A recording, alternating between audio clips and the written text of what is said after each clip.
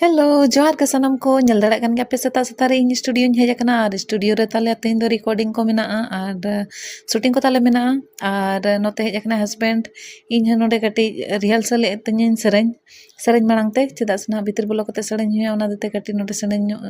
चेद ᱧᱚᱜᱚᱜ कने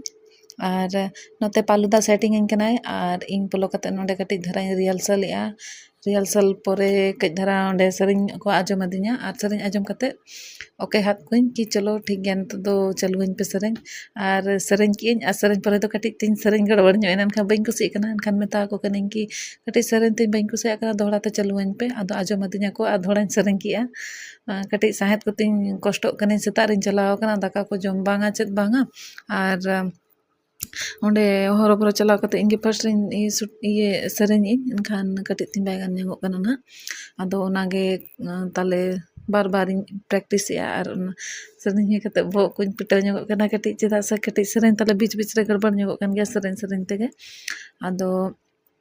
उनका तेगे चेष्टाय इन से बेस लगा सेरेन लगे दे कटी प्रैक्टिस ने अड़ी जोरगे बाहर दिन प्रैक्टिस लेत गया अदो दो तीन ठन हम मिद दिन तेगे ताले सेरेन मेना ओना तेगे ना कटी मेहनत हुई कान तिया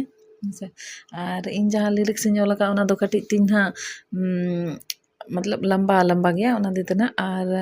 इना ना भोकाल तीन हुईना इन पर नते बोलोयना अजय और अजय नतो दो ओंडे सेरेन